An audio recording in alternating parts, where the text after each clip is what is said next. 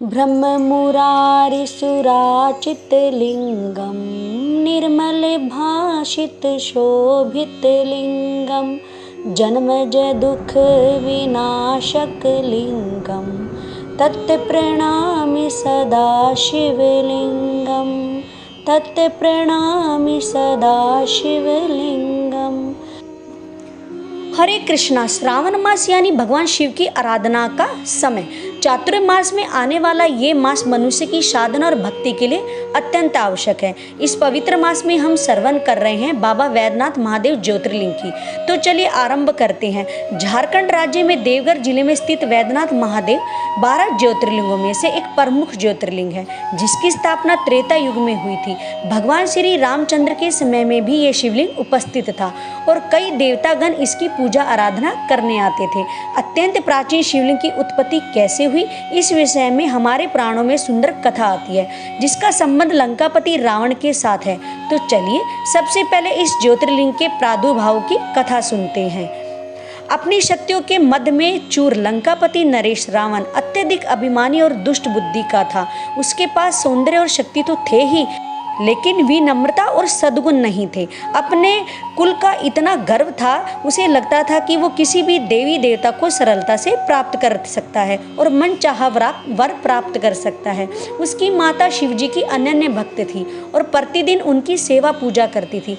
अपने गर्व में चूर रावण ने एक दिन ये सोचा कि क्यों ना मैं अपनी माता को भगवान शिव का आत्मलिंग ही प्रदान कर दूं, और फिर मेरे पास तो इतनी शक्ति है कि भगवान शिव को मैं बड़ी सरलता से प्रसन्न कर लूँगा। तो बस यही सोचकर वो पहुँच गया कैलाश की तलहटी में। वहीं पास सुंदर कमलों से सजे सरोवर में उसने स्नान किया और एक नवीन ऊर्जा से युक्त होकर भगवान शिव की तपस्या करने लगा। अनेक महीनों तक उसने कठिन तपस्या की और भगवान शिव को पुकारता रहा। सर्दी में बर्फ के पानी में और गर्मी में आग के आसपास बैठकर वो दिन रात शिवजी की आराधना करता रहा, लेकिन इस बार महादेव उससे प्रसन्न नहीं हो रहे थे। ये बात रावण को सहन नहीं हुई। अपनी बात मनवाने के लिए उस जिद्दी ने एक दुष्ट योजना बनाई। उसने अपने सामने एक अग्नि प्रज्वलित की और उस अग्नि में वो अपने एक के बाद एक सिरों को काटकर भगवान शिव को अर्पित करने लगा। अच्छे से जानता था कि इस प्रकार की तामसिक तपस्या से शिवजी को अवश्य दुख पहुंचेगा, वो शीघ्र ही उसके समक्ष प्रकट हो जाएंगे। तो हुआ भी ऐसा ही। आखिरकार कब तक भोलेनाथ अपने भक्तों को कष्ट दे सकते हैं। धीरे धीरे करके रावण ने अपने 9 सिर काटकर अग्नि में जला दिए। उसकी क्रूर तपस्या के कारण हिमालय में शिखर पर चारों ओर अग्नि प्रज्वलित हो गई। स्वर्ग में देवता त्राही त्राही पुकारने लगे थे और जैसे ही उसने अपना 10वां सिर काटने के लिए खड्ग उठाया, उसी क्षण धरती कांपने लगी, डमरू की आवाज बजने लगी और चारों ओर जलती हुई अग्नि शांत हो गई और अचानक मंद सुगंध वायु में बहने लगी। हिमस्खलन रुक गया और प्रकृति अत्यंत मनोहर रूप में आ गई। जी हाँ, और ये देखकर रावण समझ गया कि आखिर में उसकी तपस्या सफल हुई और महादेव का आगमन हो चुका है। जैसे ही उसने अपनी आंखें खोली, उसने भगवान शिव को अपने समक्ष पाया। उसे देखकर शिवजी ने कहा, हे रावण, मैं तुम्हारी तपस्या से प्रसन्न हूँ, मांगो क्या वरदान चाहिए। तो इसके उत्तर में रावण ने कहा, हे प्रभु, मुझे अपनी माता के लिए आपका आत्मलिंग चाहिए। मैंने इसी वरदान को पाने के लिए इतनी कठिन तपस्या की थी। कृपा मुझे अपना आत्मलिंग प्रदान करे। रावण की बात शिवजी को अच्छी नहीं लगी, लेकिन क्या करे, उन्होंने उसे वचन दिया था कि वो उसे वरदान देंगे। इसलिए अनिच्छा से ही सही शिवजी ने अपना आत्मलिंग प्रदान किया, लेकिन उसके साथ साथ उन्होंने रावण को चेतावनी देते हुए कहा, हे रावण, ये मेरा आत्मलिंग है, साधारण वस्तु नहीं है। इसलिए याद रखना, जब तक तुम लंका ना पहुंच जाओ, इसे अपने हाथ में ही उठा कर रखना। अगर बीच मार्ग में तुमने इसे कहीं रख दिया तो वो आत्मलिंग वही स्थान पर स्थापित हो जाएगा। शिव जी की बात को रावण ने ध्यान से सुना और अपने मन में निश्चय किया कि वो इसे कहीं किसी भी स्थिति में नीचे नहीं रखेगा, लेकिन नहीं जानता था कि हर इच्छा कुछ और ही होती है।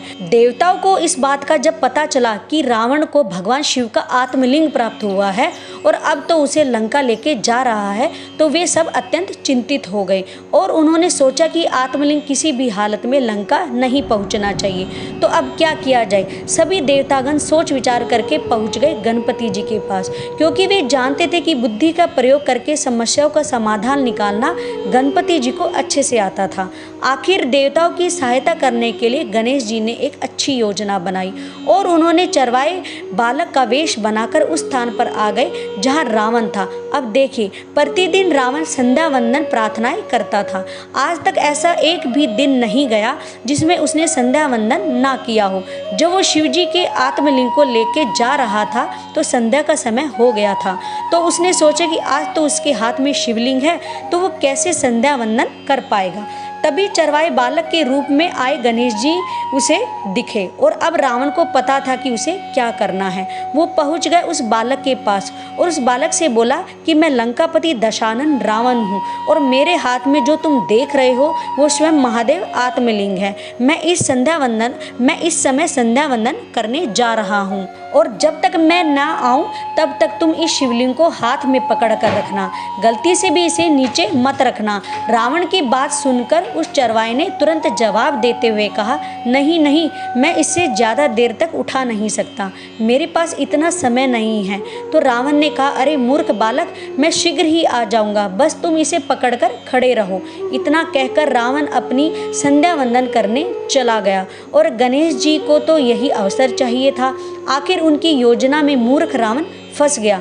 जो होना था वो हो गया। गणेश जी ने थोड़ी देर तक उस शिवलिंग को उठाया, फिर तुरंत उसे नीचे रख दिया और भगवान शिव का वो आत्मलिंग वहीं पर स्थापित हो गया।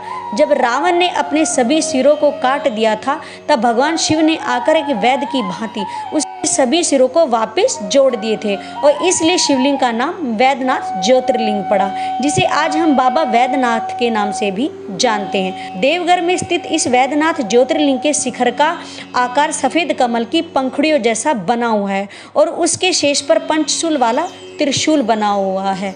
इस सुंदर शिखर की ऊंचाई 72 फीट ऊंची है और इस मंदिर में प्रत्येक वर्ष शिवरात्रि और श्रावण मास में भगवान वैद्यनाथ की विशेष पूजा अर्चना की जाती है। वैद्यनाथ का ये मंदिर 51 शक्ति पीठों में से एक माना जाता है। यहाँ देवी सती का हृदय गिरा था। इस ज्योतिर्लिंग को कामना ज्योतिर्लिंग के नाम से भी जाना जाता है, क्योंकि वे अपने दर्शन करने वाले भक्तों की सभी मनोकामना पूर्ण करते हैं। तो ये भी वैद्यनाथ ज्योतिर्लिंग की पौराणिक कथा है। यदि आपको ये कथा अच्छी लगी हो तो हमारे चैनल को लाइक एंड सब्सक्राइब अवश्य कीजिएगा। हर हर महादेव।